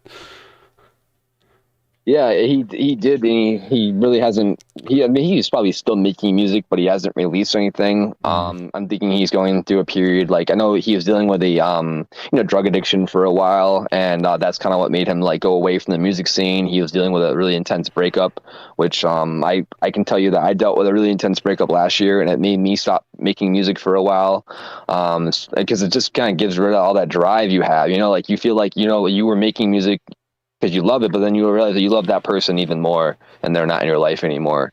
Yeah. So that's always hard, you know. But I think that he's going through a period where he just feels like nothing is good enough for him to release, and artists go through that, you know. Think about like the lead singer of Rage Against the Machine. You know, he's been talking about his project for like 10 years, 13 years or something, and he's never released it. Interesting. So, like some artists that are really big go through this period where they're perfectionists. You know what I mean? Yeah, actually, and I guess the lesson is that you can kind of hit that stage at any point in your career, because I think I was. I'm a perfectionist to the point where it can really detriment the song and like make me not want to release it. But it's also like I'm not an established producer. I always feel like it's so interesting when like an established producer like Pretty Lights who could literally put out anything and it would get gobbled up. Like that, maybe not anything, but put out, let's say something that he would consider a mediocre beat, and like his fans would be extraordinarily happy. And I think, yeah, for sure. I think it goes back to like your mind state at the time. You know what I mean? Think about like how you view yourself. You know, if you're viewing yourself as like, hey, like I view myself as someone who's like outgoing, and I want to I'm like a very happy, outgoing person, and I want to be energetic and like do things. Then you're going to release music. But if you're down on yourself and you're feeling depressed and you feel like you're not worth it, then why would you want to be releasing music? Because you wouldn't feel like that's an extension of yourself. So you're going to feel like that about your music as well. Absolutely. You and I've talked about this on the show. There's not. I don't really think that it's possible, and this is probably philosophical. I don't really think it's possible to separate yourself from the music. I think one of my philosophies is if I'm feeling shitty, if my life is in a place where like it's not making me happy, or or whatever is going through my head, is going to reflect, I think, in the music that I make. Unless I'm actively trying to just like follow a formula and like make a fucking house track that has a formula, I my true feelings I think are going to come out in my music. And I feel like that makes your best music. Mm. Like he's probably making his best music right now, but he feels like it's his worst, you know? That's And that's what's so sad. that is actually a very interesting point and really sad. You make your best music when you're upset and you're down. That's I've learned I make my best music when I'm at that point. So I'm sure other people do as well. And I'm sure that he's just at a point where that music isn't going to see the light of day, but it should because I'm sure it's amazing and it could help a lot of people out. I agree with you. I agree with you. And a lot of my best works have also come from my lowest points, which is fuck. It's just a reality where you're like, well, do I have to be sad for good music? And you're like, no, but do I? No. Yeah, it's hard. It's like if you should. I feel like you should be sad for good music though, because good music makes me sad, but in a happy way. I don't know how to Right. describe it. It doesn't make me sad. It makes me cry. You know? I think the word is melancholy. Yeah, that's the word. Definitely. I was crying on. I was listening to Electric Mantis or Deem Zoo. I was listening to a Deem Zoo mix, and he played one of my favorite Electric Mantis songs, and just like, oh, dude, in the car, just driving down to Denver, and I was like, I don't want to cry right now, but I just started feeling things. Hmm. Hmm. Yeah, like that's the type of music that I liked always the most. I don't know. For me, I either it has to make me feel like a lot of emotion, and that's what we were talking about in the beginning of the podcast was like that lack of that in the scene. Because people are just trying to make a formula and get music out as fast as they can, and they lose that connect. Right. It's so interesting. Yeah, yeah. No, I could actually jump all the way back to the beginning, but I'm not going to because that would be that would just be a lot. I have plenty to say on the topic. Um, all right, yeah. So let's see. I don't know. I'm out of written questions here. I was gonna say what was in the same vein as like what's your worst or least favorite release track? Like, do you have any fucking nightmare stories like in your from your career? I'm sure you have plenty, but any that stand out?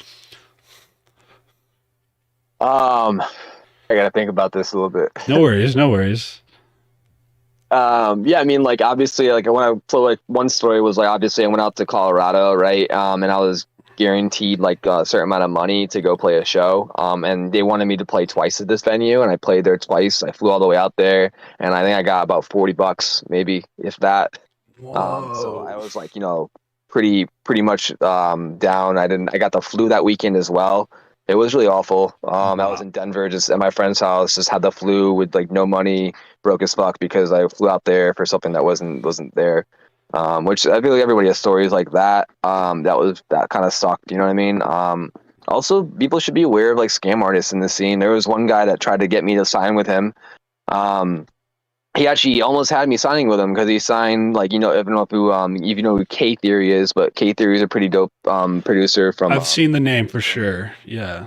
yeah, and he signed with them, and he was signing some other producers that were pretty well known. And I'm like, hey, you know what? I'm gonna be a part of this because it seems like this guy knows what he's doing. When he communicated with me on the phone, he seemed like he's very knowledgeable about the scene and how to attack it. But then it turns out that so K Theory actually moved down to where he was, and K Theory had all of his equipment, his speakers, everything in a storage unit, and this guy who was managing the label went to the storage unit and stole everything from him. Holy fuck. What? Yeah, he stole all the speakers and stuff, and he also stole obviously money from these people because he was making them like sign contracts to give away like releases and stuff. So I'm sure there's like some court cases being involved. Another artist that was I don't know if you remember Crooked Drivers. I don't know that name actually. So Crooked Drivers is a big group back in you know who Matty O'Neill is, right? Yeah, I do know Matty. So Yeah. Matty O'Neill was one of the artists in Crooked Drivers, um, and the other guy was Donnie, and he Oh, okay. unfortunately signed with this. He signed with this label as well, and I'm sure that they did some things to him that were deserved, but yeah, it's just like you gotta watch out what you're dealing with a lot of times. You gotta make sure you have everything in contracts and signed, and having a lawyer or a legal advisor look over this stuff. Like it's very serious. Like people can really just go at you. People are like that in any industry, but it's here too. That was a bad story. And Oh, then oh, wow. That's just striking a new fear in me. yeah, dude, people suck, man. You know, Uh, I'm always weary. I don't trust people very well because of this. You know, not this one incident, but because I've known that my whole life. I've had incidents like this, so I'm just like weary to trust people. yeah, Because I never really know who they are or what they're going to do. yeah, yeah. No, even when you get a gauge of someone like through a phone call, like phone calls are phone calls can tell you a lot, but I feel like really meeting someone in person is when you just that's when you make your fucking call. In my opinion, that's when I make my call. I don't really know anybody until I see them in person. That's the best way to do it for sure. Yeah, you would have Yeah. to even if you meet in person. I guess they'll put up a fake, fake front. People are narcissists and Yes. think Yes. you're like they're gonna be helpful and be smiling the whole time, helping you, holding your hand, but then their fucking horns come out and they take all your money or take everything from you. I think I used to There's be. so many movies about that. Yeah, no, my favorite movies are like they're fucking mob movies, bro. Like mafia movies where there's just like The Departed, bro. Like main Oh character, yeah, dude. there's just a rat in the police department, and you're like, oh yeah, how do you live with yourself? How do you look in the mirror? And they're like, I just do. Think about Straight Outta Compton, that movie. Yeah, What they did with that manager and how they portrayed him. Same thing with Elvis Presley. His manager did the same thing to him. He took everything from him, and then trashed his name afterwards. So yeah, people. This has been going on for years. Managers and booking agents and people can really get a hold of you and like take advantage of you. So you just got to be careful who you're working with. right. I'm I lucky to think have a great team. you're lucky to have your team. Yeah, have a great team. Yeah. I'm happy for you. I think I was gonna say that I feel like that's part of the phenomenon. Not only are the tools for everyone kind of getting better to take more managerial positions, right? Like we all have the internet and fucking computers now, but I feel like managers like that are kind of what like if we have never ever had a bad manager, I feel like there wouldn't be so much splintering off right now in our community or in the music scene in general. Because like the something I'm realizing right now is that everyone's splintering off and making their own label, their own collective, managing themselves, booking their own tours, and I'm like, there used to be a person that did all this shit. And now I don't really know who that falls on, and I can only my point is bad managers only contribute to like people wanting to do shit independently. Yeah, no, for sure. And I've had managers in the past, and I've had some they're still really good managers and they know how to run the scene, but maybe they're just too busy. You know what I mean? Maybe they're too busy with either their own projects or somebody else's project that's going on at the time, and they're not putting their full sense into your project. And you definitely want that. So it's hard to find that. And I went through a few managers because I didn't find that. But the management I have now really puts their dedication into my project, and they don't really ask for anything in return. To be honest with you, it's amazing to have a team like that. They just kind of like believe in you, want to work with you because they see you as an investment as well, but they're not getting anything from you. They're just making money based on booking fees. That's it, and that's Right. totally legal and the right way to do it. That's how I'm technically managing a band right now, and like I don't make fucking anything off of them. Like we don't we have a few written contracts, but like they're not even fucking enforceable yet because I'm nurturing these guys so that one day they can make everyone a lot of money. But I'm not going to be out here trying to get like I don't know the crumbs off of the beginning of this fresh band.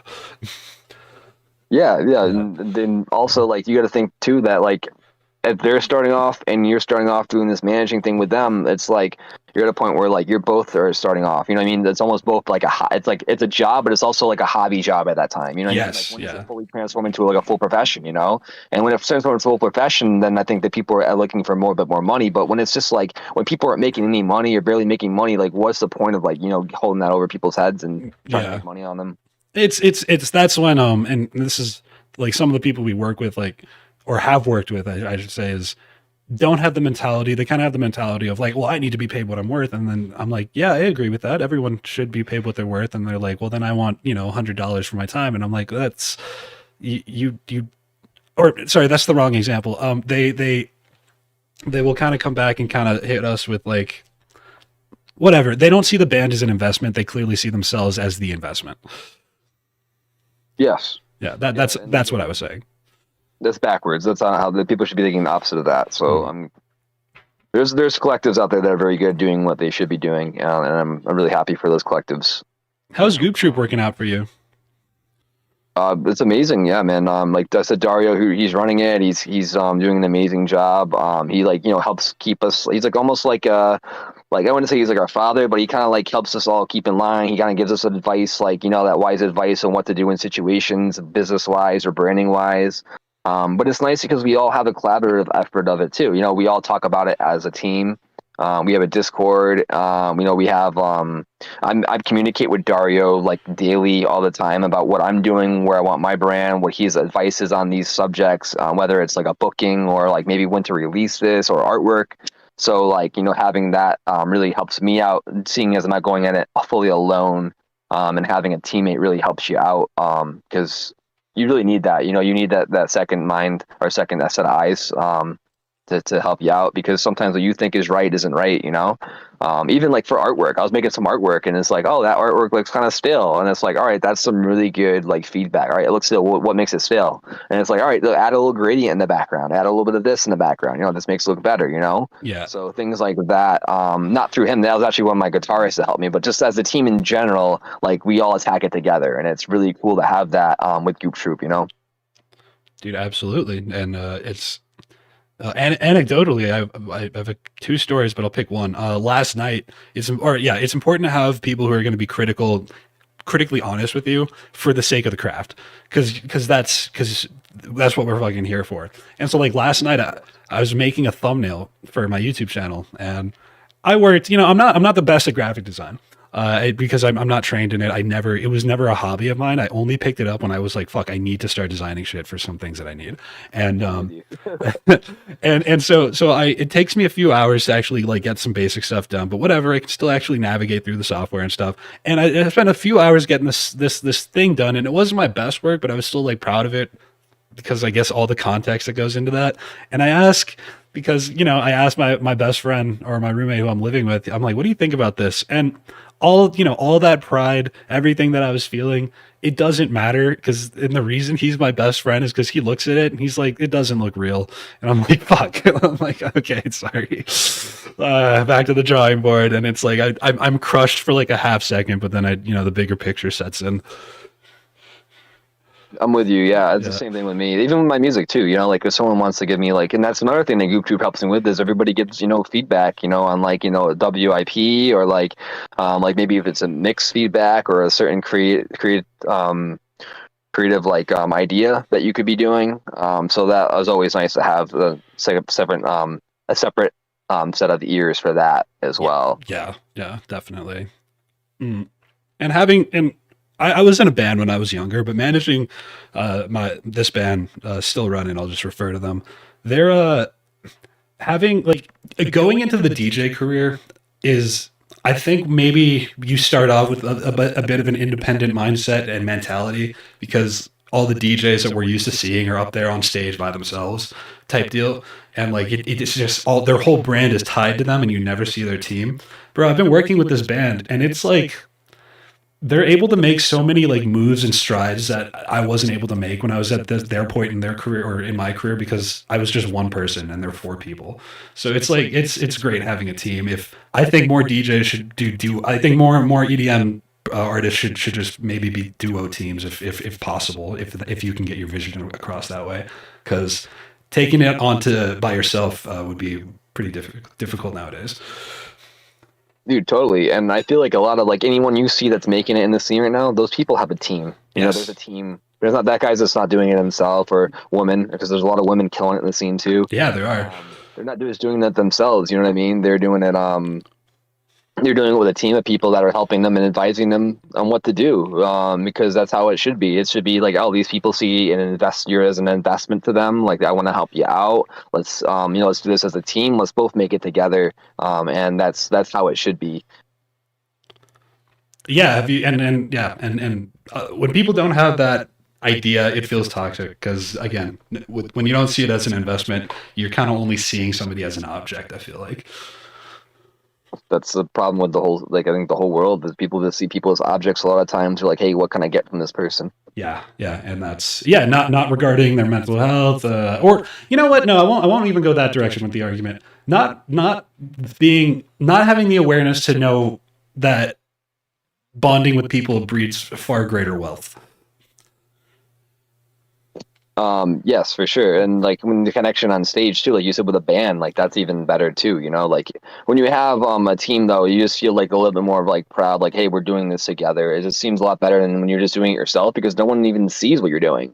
You know, only you really know, and maybe like the people that are like watching your social media, but like you don't have anyone that's like, oh, yo, that was really good, that was really cool. Like you just have fans saying that, and sometimes you don't really care as much. Like it's obvious you care what they think, but obviously you care a little bit more about someone who's like a part of your team and their influence a lot more than you hear from a stranger. You know? Yeah, yeah, exactly. On that note, do you get how do, I want to like a lot of times when I was starting off, and I saw a few friends kind of fall into this trap where a lot of my friends were DJing with me maybe at the time, and they were taking normie advice is kind of what I want to say, where I was like they were kind of just taking advice from everybody, and that sucked because I feel like that was they were kind of surrounded by yes men, and they were kind of getting all the maybe feedback from like drunk people at clubs saying like that was great.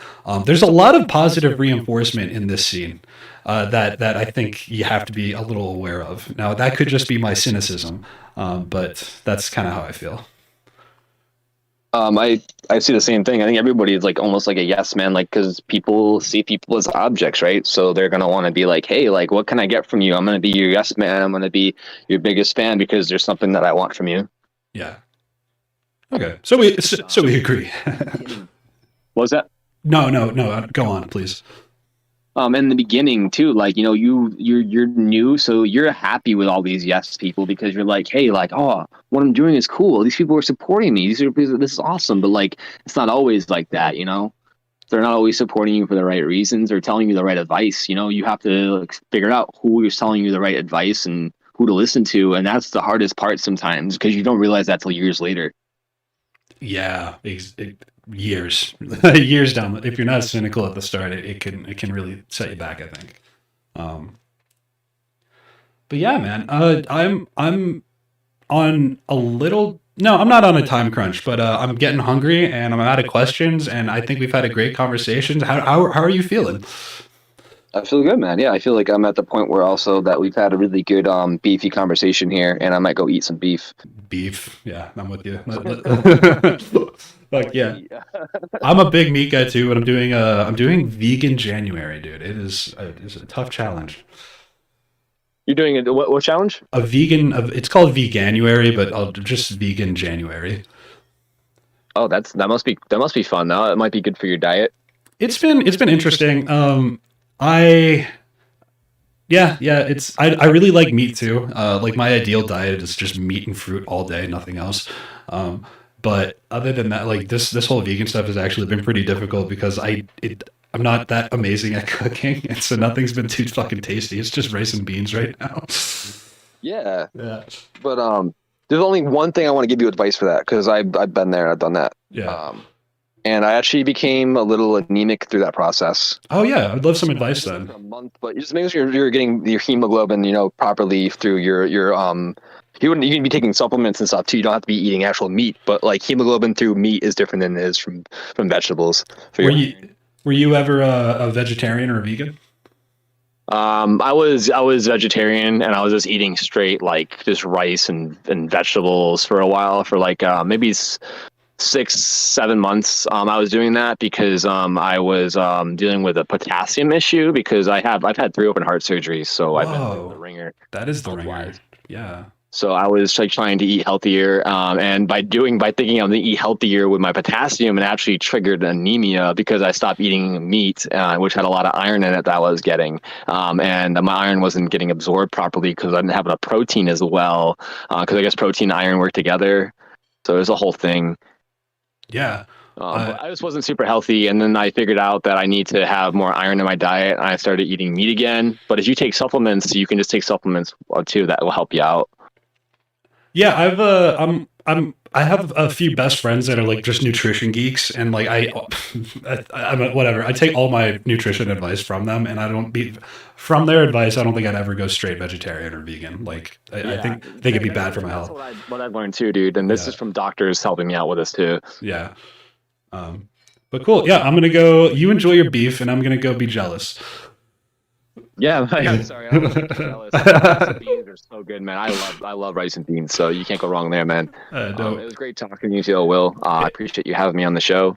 yeah, no, thank you for being on the show. Thank you for having a very open and honest conversation. I thought it went well. I hope the fans enjoy it too, and I hope some fans of yours get funneled this direction too. Me too. Yeah. If anybody is ever looking for any lessons, I'm doing lessons right now.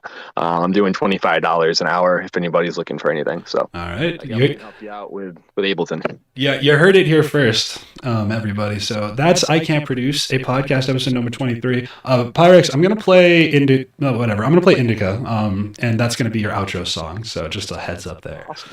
Yeah, They'll be on the new album as well. So everybody look forward. keep your eyes out. Forward to song, everybody. Hell yeah, keep your ears peeled. That sounds weird. Anyways.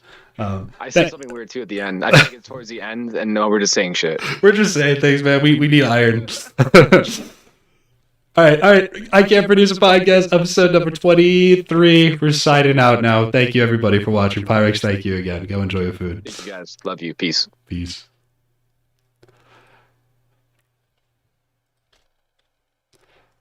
All right, we're going to end the show here. I'm playing them out with Indica, and I just want to say thank you again, Pyrex. Here is Indica, everybody. Oh, I should plug myself since that's what I'm terrible at doing. Please join my Discord server. Pyrex is already in there helping people out. If you want to learn music production, the great place to start is by checking out the link in the description. Click all the buttons down there. There's one with a flag on it that turns red. You can click that one too. Basically, just interact with me, and you won't regret it. Subscribe. I'm saying words. Goodbye, everybody. I love you.